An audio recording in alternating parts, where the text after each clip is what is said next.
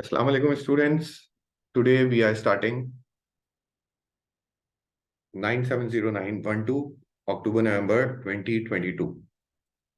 Paper is of 75 marks, 1 hour 50 minutes, and hopefully आप लोग देखेंगे the paper is very simple. Difficulty level इस paper का कोई इतना हाई नहीं है. So start करते हैं from question number 1. What we have in question number 1? Question number 1 आपको दिया गया. Points A and B have coordinates this and this respectively. Find the equation of the perpendicular bisector of AB. Question आपको दे दिया गया जनाब किसका? Coordinate geometry का. Start करते हैं working. The first we have to calculate equation of perpendicular bisector. Equation of perpendicular bisector अगर हमें calculate करना है तो as we know that what is a perpendicular bisector? A perpendicular bisector is a line which passes through exactly from the center of another line. So now, let's say this is point A, 5, 2, and this is point B. This is point B, 10 and minus 1. This is point B, 10 and minus 1. So we have to calculate the equation of perpendicular bisector. For finding out the perpendicular bisector equation, first we have to calculate the midpoint. Midpoint हमें calculate करना है. Midpoint calculate करने का formula हमें मालूम है. कैसे mid point calculate होता है? x1 plus x2 by 2. 5 plus 10 divided by 2 is 15 divided by 2. And y1 plus y2 divided by 2. 2 minus 1 divided by 2 is 1 upon 2. This is midpoint. And after that, I'm calculating the gradient of line AB. Gradient of line AB by using the formula y2 minus y1 over x2 minus x1. So it will be minus 3 over 5. This is the gradient of AB. Therefore, the gradient of perpendicular bisector is negative reciprocal 5 over 3. Now, by using the formula y minus y1 equals to m x minus x1, we have x1 y1. y1 is 1 upon 2. Gradient is 5 over 3. x minus x1 is 15 over 2. Simplify करते हैं जरा इसको. Left side को जब simplify किया जाएगा सो 2 LCM 2y minus 1 equals to 5 over 3. इधर इसको सिंप्लीफाई किया गया 2 LCM so 2x minus 15. 2 and 2 cancel out. 3 cross multiply. 3 जब क्रॉस मल्टीप्लाई होगा सो it will give us 6y minus 3 equals to 10x minus 15 multiplied by 5 is 75. So the final answer will be, therefore the final answer will be 6y equals to 10x minus 72 is the equation of perpendicular bisector. After that, second part, find the equation of a circle with center A which passes through B. Circle का question आपको दे दिया गया. Here is a circle. आपसे कहा गया इसका centre A है. ए के कोऑर्डिनेट्स हमें क्वेश्चन में दिए हुए हैं और वो कोऑर्डिनेट्स क्या है? 5, 2. ए के coordinates passes through B. B के कोऑर्डिनेट्स भी आपको गिवन दिए गए हैं 10 minus 1. आपसे कहा है सर्किल की इक्वेशन बनाए. सर्किल की इक्वेशन पहले मैं लिख दूं x minus a whole square y minus b whole square equals to r square. ये a और b क्या है? सेंटर के कोऑर्डिनेट्स. ये तो हमारे पास मौजूद है. x minus 5 whole square plus y minus 2 whole square. But we don't have the radius. Radius हम calculate कर सकते हैं अगर हम distance AB calculate कर लें. AB का distance अगर हम calculate कर लें by using under root y2 minus y1 minus 1 minus 2 whole square plus x2 minus x1 10 minus 5 whole square. So it will be under root 34. Under root 34 का जब square होगा तो क्या हो जाएगा? 34. And this is the equation of circle. It's enough. Now question number 2. Question number 2 आपको progression का दे दिया गया. क्या कहा गया जनाब in question number 2? The first second third term of arithmetic progression. Arithmetic progression की पहली टर्म a, दूसरी टर्म 2a और तीसरी टर्म a स्क्वायर। आपसे कहा है find the sum of the first 50 terms. S50 आपने कैलकुलेट करना है। S50 कैलकुलेट करने के लिए हमें n तो दिया हुआ है, we don't have the value of first term and common difference, वो हम कैलकुलेट कर रहे हैं। अरिथमेटिक प्रोग्रेशन में हमें मालूम है कॉमन डिफरेंस सेम होता है। It means I am able to write 2a minus a must be equal to a square minus 2a. So now by using this simplify अगर हम इसको करते हैं, a square equal to minus 2a। अच्छा, इसको मैं पहले लेफ्ट साइड को सिंप्लीफाई कर लूं, a equal to a square minus 2a। So now a square, a जब राइट साइड पर आएगा तो minus 3a equal to 0। a common, a minus 3 equal to 0। a हो गया 0, a हो गया 3। 0 तो रिजेक्ट हो गया क्योंकि अगर a 0 हो जाए, पॉजिटिव कांस्टेंट है a आपको दिया हुआ है, या a अगर 0 हो जाए तो हर टर्म 0 हो जाएगी, तो ये तो रिजेक्ट कर दिया। a 3 है, देयरफॉर हमारी जो अरिथमेटिक प्रोग्रेशन बन रही है, the first term is 3, second term is, अगर a की जगह 3 रखते हैं तो 3 2 6, a की जगह 3 रखते हैं तो 3 square is 9 and so on. तो कॉमन डिफरेंस कितना आ गया हमारे पास? 6 माइनस 3 3 का आ गया। फर्स्ट टर्म क्या हो गई? फर्स्ट टर्म हो गई 3। सम का फॉर्मूला अप्लाई करेंगे, S n equal to n by 2 2a plus n minus 1 into t. ये सम का फॉर्मूला क्यों अप्लाई कर रहे हैं? क्योंकि अरिथमेटिक प्रोग्रेशन है तो ये वाला सम फॉर्मूला अप्लाई होगा। n 50 है, a हमारे पास 3 है, प्लस 50 माइनस 1, कॉमन डिफरेंस कितना है हमारे पास? 3 है। Now by using your calculator हम डायरेक्टली आंसर निकाल सकते हैं, and that will be 3825। Sum of first 50 terms का रिजल्ट आ गया 3825। Hopefully it is clear. Question number 2 of 5 marks, not a difficult question. मजीद आगे चलते हैं जनाब। क्वेश्चन नंबर 3a, क्या कहा गया? Find the set values of k for which the equation has no real roots. Quadratics का क्वेश्चन आ गया। नो रियल रूट्स पर हमें मालूम है डिस्क्रीमेंट क्या होता है? Less than 0। b square minus 4ac less than 0। b कितना है?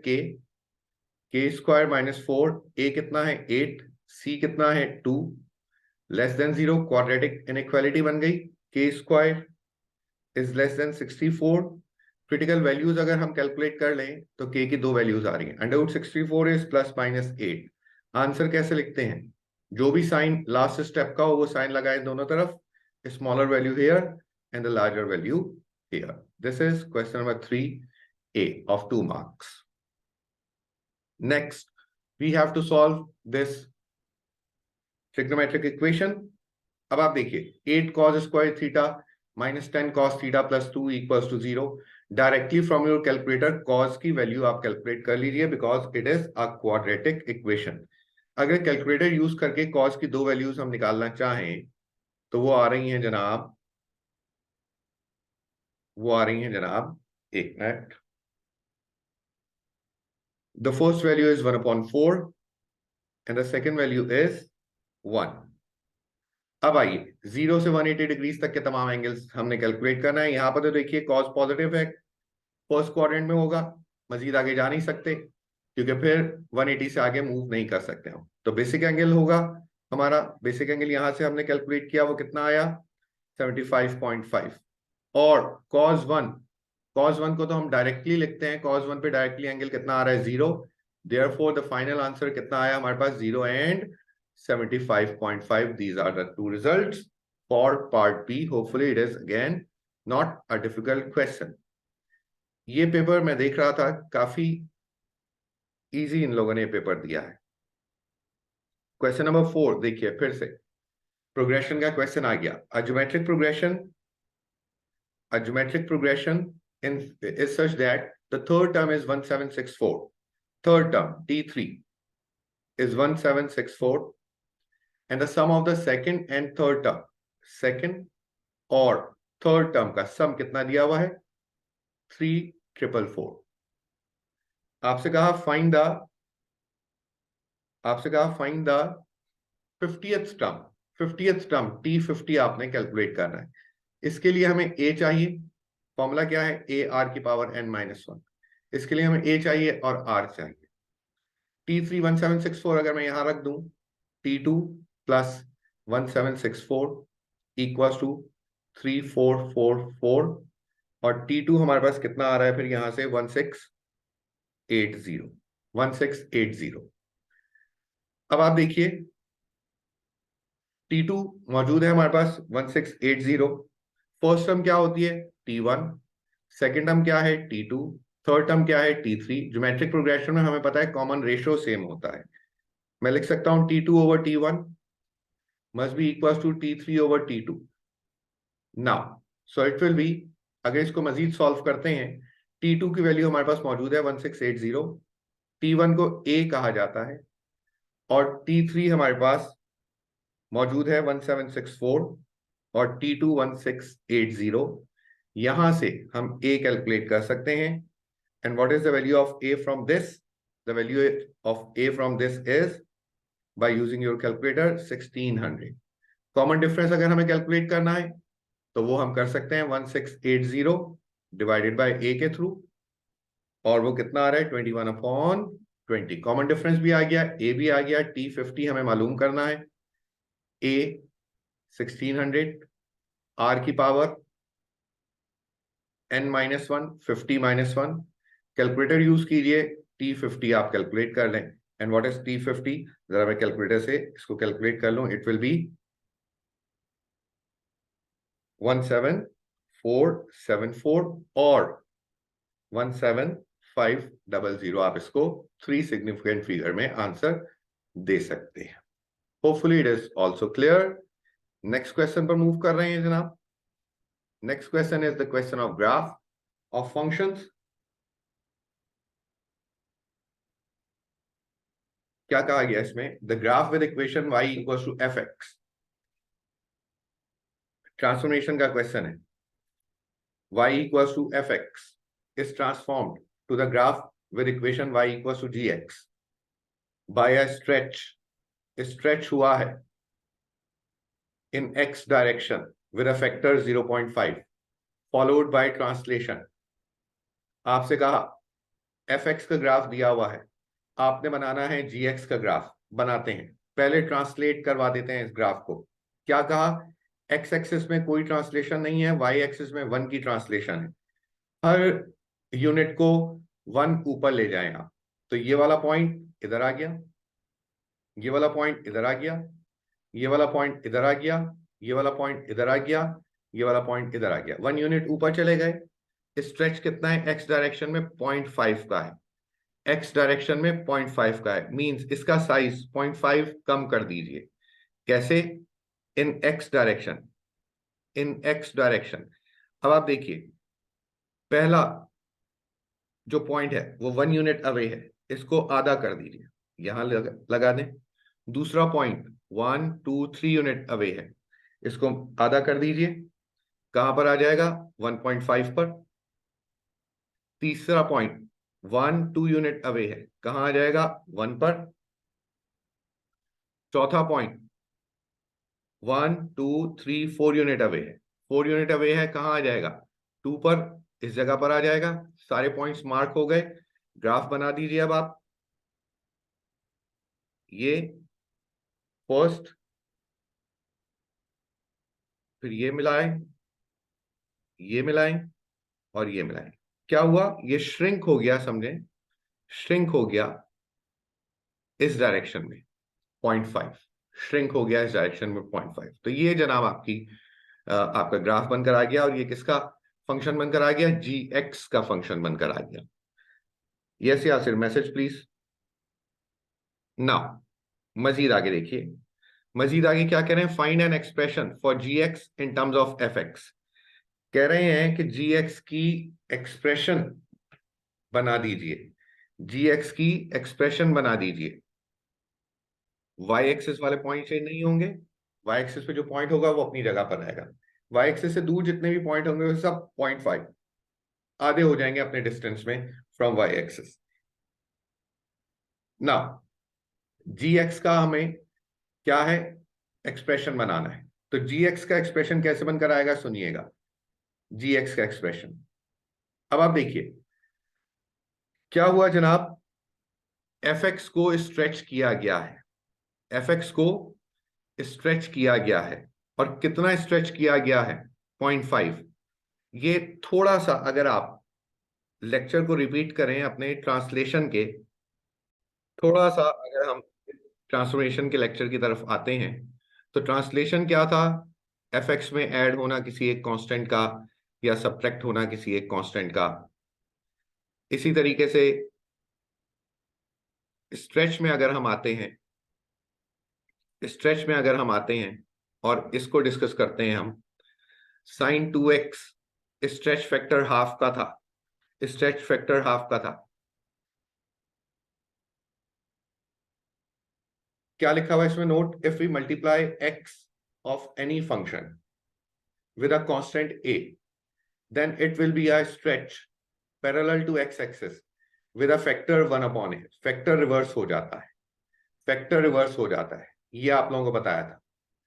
तो जनाब अगर एफ एक्स लिखा हुआ है, अगर रिवर्स, अगर इसको 2 के साथ हमने मल्टीप्लाई करवा दिया तो फैक्टर क्या हो गया, हाफ हो गया। फैक्टर क्या हो गया, हाफ हो गया। मतलब y equal to f x है, x को मल्टीप्लाई करवा दिया a के साथ, तो फैक्टर क्या हो गया, 1 अपॉन a, और क्या होगा, पैरेलल टू एक्स एक्सिस। अब आइए इस कॉन्सेप्ट को अप्लाई कर रहे हैं, इस कॉन्सेप्ट को अप्लाई कर रहे हैं। क्या हुआ है जनाब, parallel to x axis move हुए हैं 0.5 के फैक्टर के साथ। तो मैं f को क्या करूंगा, f को मल्टीप्लाई करवा दूंगा किससे, f के x को किससे मल्टीप्लाई करवा दूंगा, 2 से। ये हुआ।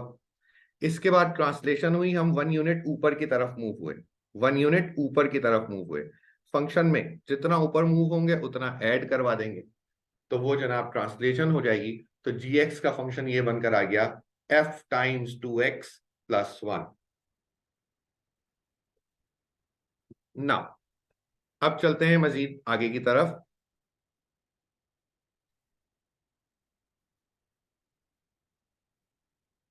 क्वेश्चन नंबर 6, क्या कहा गया, the equation of the curve, the equation of the curve is given, express the equation in the form of this. Quadratics का फिर क्वेश्चन दे दिया गया हमें, 4x square plus 20x plus 6 को इस फॉर्म में लिखना है जो ऊपर गिवन है। मैं होल स्क्वायर एक्सपेंड करवाकर a से मल्टीप्लाई करवा रहा हूं, तो क्या हो जाएगा, a x square plus 2ab x plus ab square plus c। हमेशा यही करते हुए आए हम। a की वैल्यू कितनी आ गई बच्चों, 4 कोफिशिएंट कंपैरिजन से। 2ab किसके इक्वल हो गया, 20, तो b कितना हो गया, 20 डिवाइडेड बाय 8, b कितना हो गया, 20 डिवाइडेड बाय 8 विच इज 5/2। और आखिर में ए बी स्क्वायर कांस्टेंट को कांस्टेंट से कंपेयर करवाया 6, तो सी कितना हो गया बच्चों, 6 माइनस ए बी स्क्वायर, ए कितना है 4, बी का स्क्वायर 25/4, तो कितना आ गया, सी की वैल्यू आ गई -19। देयरफॉर हमारी इस फॉर्मेट में इक्वेशन बनकर आ गई, 4 टाइम्स एक्स प्लस 5/2 का होल स्क्वायर -19 क्वाड्रेटिक्स। आगे क्या कह रहे हैं, hence solve the equation, equation को सॉल्व भी करना है। हम इसी इसी इक्वेशन को पिक कर सकते हैं, अपनी जनरल इक्वेशन को पिक कर सकते हैं, कोई इशू नहीं है इसमें। मैं इसको पिक कर रहा हूं, 4 टाइम्स एक्स प्लस 5/2 का होल स्क्वायर -19 इक्वल्स टू 45।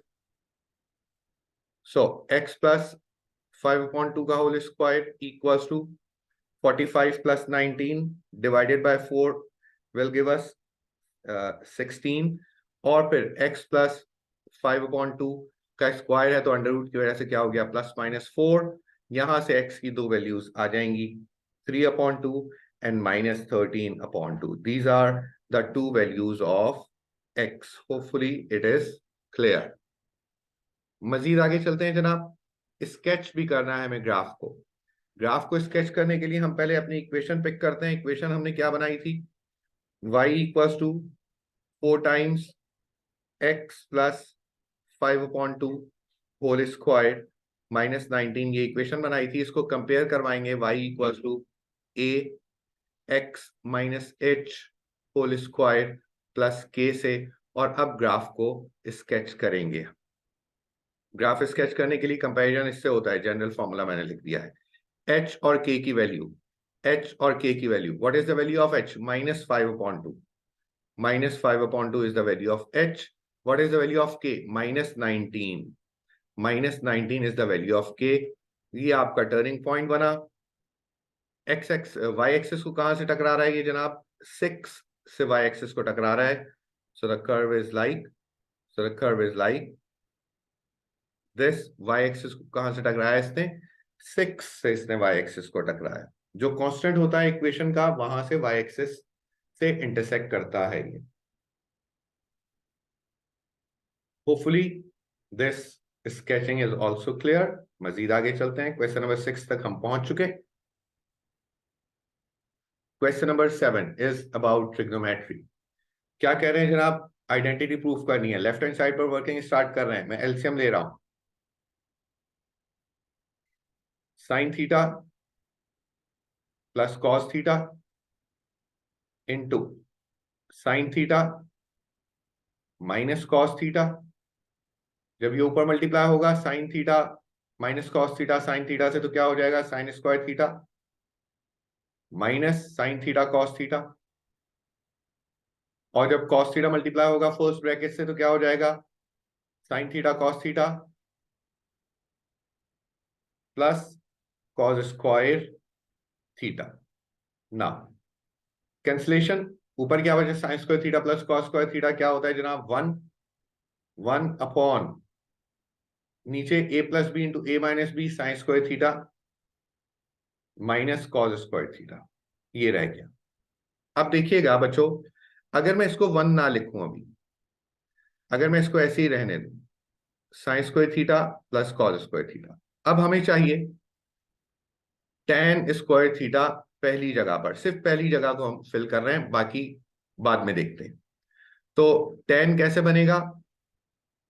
अगर मैं साइन स्क्वायर थीटा को डिवाइड कर दूं कॉस स्क्वायर थीटा से, तो tan बन जाएगा। ऐसे डिवाइड करना अलाउ है नहीं, तो हम क्या करेंगे? तमाम टर्म्स को डिवाइड कर देंगे कॉस स्क्वायर थीटा से। हाँ, वो अलाउ है।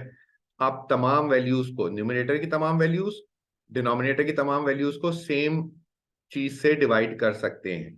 This is allowed. रिमेनिंग यहां पर नीचे क्या रहा? साइन स्क्वायर थीटा और माइनस कॉस स्क्वायर थीटा। हमें डिवाइड किससे करना है? कॉस स्क्वायर थीटा से। यहां पर भी किससे डिवाइड करना है? कॉस स्क्वायर थीटा से। अब देखिए ऑटोमेटिकली क्या प्रोड्यूस हो रहा है? ये sine square theta upon cos square theta, tan square theta +1 upon tan square theta -1, क्योंकि कॉस स्क्वायर तो कैंसिल हो रहा है। This we have to prove in 7a। अब देखिए मजीद 7b में क्या कह रहे हैं? यस यासिर बोलें। 7b में क्या कह रहे हैं जनाब? Find the hence find the exact solution of the equation। exact solution of the equation अब हमें बताना है। नाउ अब इक्वेशन सॉल्व करनी है। हम लेफ्ट साइड को सॉल्व कर चुके हैं, और लेफ्ट साइड को हमने सॉल्व करके क्या लिखा था? लेफ्ट साइड को हमने सॉल्व करके क्या लिखा था बच्चों? tan square theta +1 upon tan square theta -1 equal to क्या है? 2 के। क्रॉस मल्टीप्लाई करवा दें। tan square theta +1 equal to 2 tan square theta -2, 2 tan square theta minus tan square theta कितना हो गया? tan square theta equals to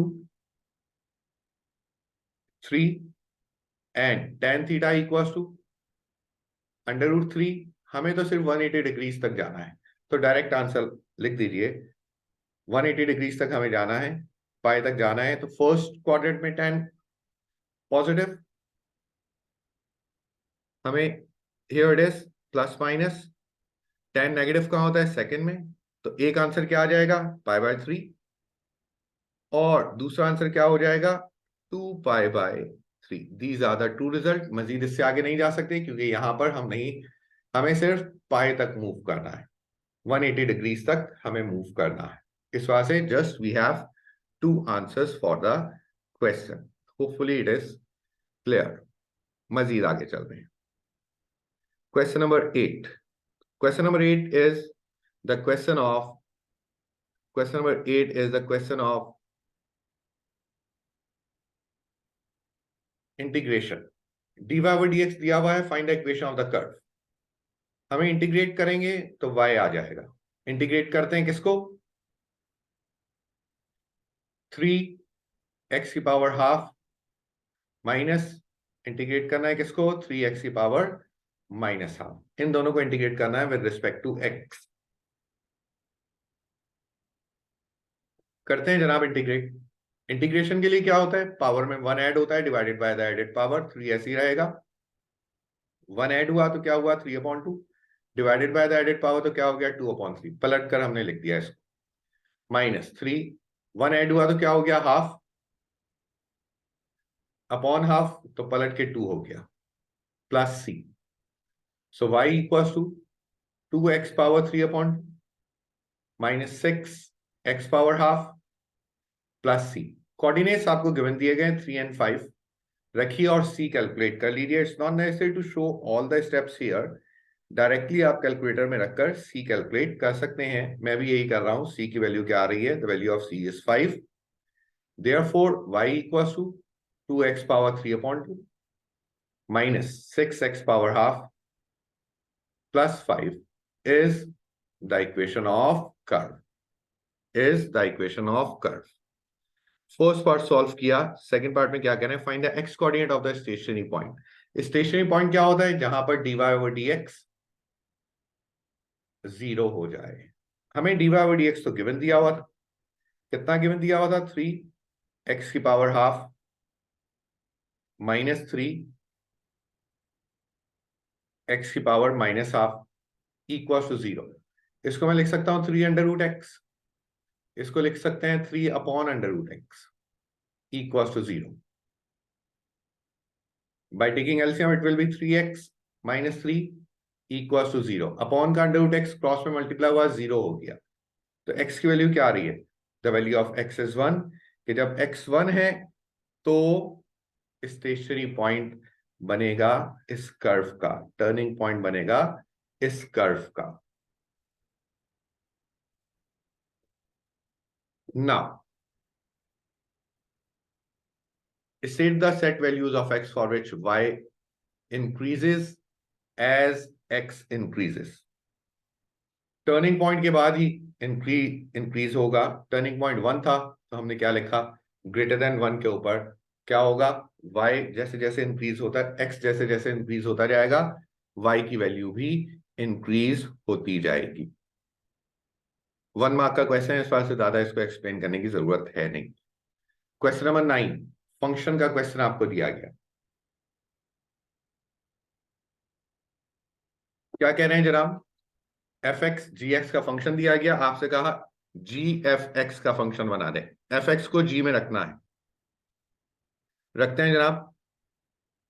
gfx का function fx को रखना है gx में. तो a x की जगह पर fx प्लस 1, x की जगह पर fx प्लस 1. तो क्या हो गया? a x plus 1/x plus 1. बस काफी है. 1 मार्क का क्वेश्चन, मजीद नहीं करना सॉल्व. क्या कह रहे हैं हम? f2 निकालें, उसको फंक्शन g में रख दीजिए. पहले मैं f(2) कैलकुलेट कर रहा हूं. f(2) मैं कैलकुलेट कर रहा हूं. f(2) 2 रखेंगे अगर तो क्या हो जाएगा? 2 प्लस 1/2 कितना आ गया? 5/2. इसको फंक्शन g में रख दीजिए. इसको फंक्शन g में रख दीजिए और इक्वल्स कर दीजिए 11 से. तो जब g में रखा जाएगा a times 5/2 plus 1 equals to 11. यहां से a की वैल्यू हमें कैलकुलेट करनी है. What is the value of a? The value of a is 4. Now again it is a question of 2 mark. जरूरत नहीं है मजीद स्टेप्स करने की. Given that the graph y equals to fx has minimum point when x is 1, explain whether or not f has an inverse. कह रहे हैं fx का मिनिमम पॉइंट 1 पर है क्या इसका इनवर्स पॉसिबल है? अब सुनिएगा,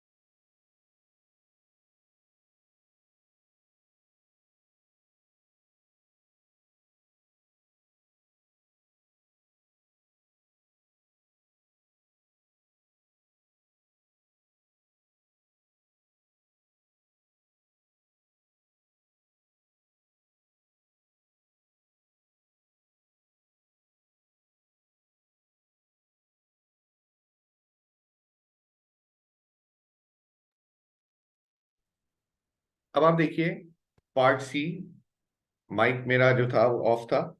पार्ट सी में क्या है, क्या कहा गया, मिनिमम पॉइंट 1 पर है और फंक्शन की डोमेन आपको दी गई, F x is greater than 0।